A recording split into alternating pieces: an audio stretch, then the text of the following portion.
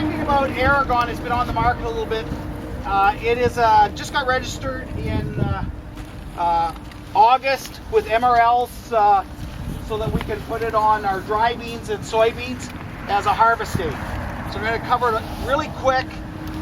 If you are trying to dry down the crop so that you can get it harvested or knock out some of those weeds so that it will go through the combine easier, this product mixed with glyphosate will work really well. And I've got some weeds and crop up here that we're going to show real quick of something. It was applied on Otivo beans 7 days ago. So that's what the plants are all about at the back. So that product we use as a herbicide in winter, before winter wheat in the fall. And it's a strong broadleaf herbicide. So when I say it's a strong broadleaf herbicide, how well will it do on, say, grasses?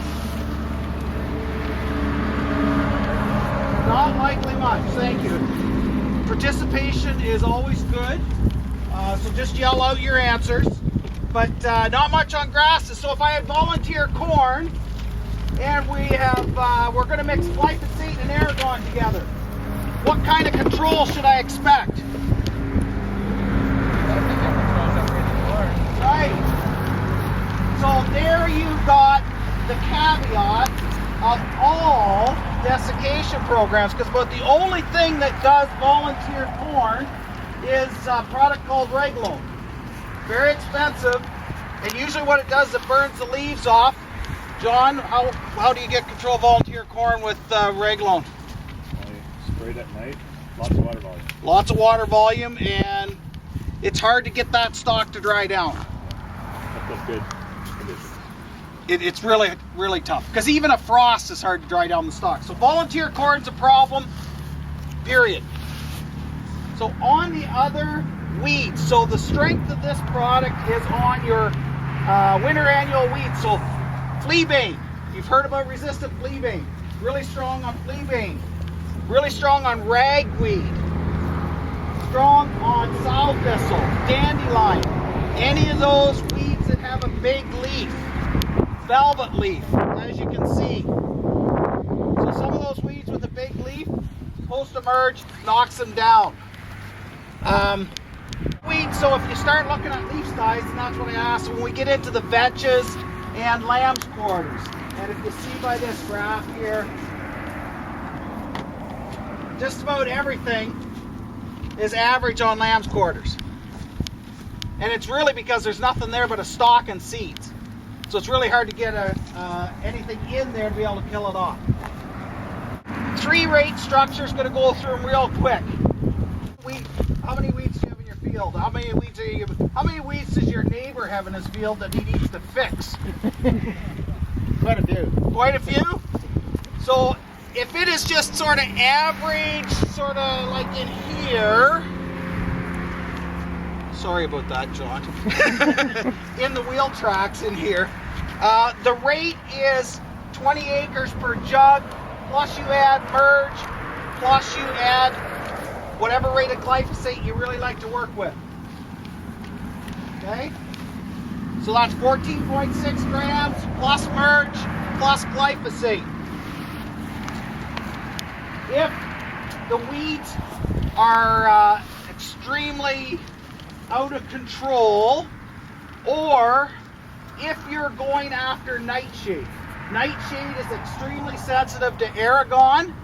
So if you're going after nightshade and you're trying to drop berries so they don't go through and smear your IP beans, you put 2x rate on, which is 10 acres per jug, 29 grams, plus the merge, plus the glyphosate. What the retail is, it's around $6.80 for Eragon, and then the merge on top, and then your glyphosate. Okay? So on seed beans in general, if they don't want glyphosate on it, all you can use, so Eragon is registered on seed beans and Otivo beans where you can't use glyphosate. You go with the 10 acres per jug with the merge only. So if we look here, what if we see? This is on Otivo beans, which we cannot use glyphosate. So this is 7 days after application. The guy's gonna harvest it either today or tomorrow. Again, we said on grasses it doesn't do much. There's no glyphosate in there, but it will burn the grass with the merge, as well as just a topical burn. So it's started to dry out that. You'll notice our buddy there is burnt. It's going into the stalk. That's the advantage of this. It's killing the plant through the stalk. On the lamb's quarters, this guy was in the fence row. Remember I said ragweed was fairly sensitive? So it's starting to dry down. I'm not going to move that one because we don't need a path for next year where I have velvet leaf. So the dandelion control, 7 days, burn it down. Not an issue, right? Generally your cutter bar is going to go over that anyways, but you are cleaning it up and killing it.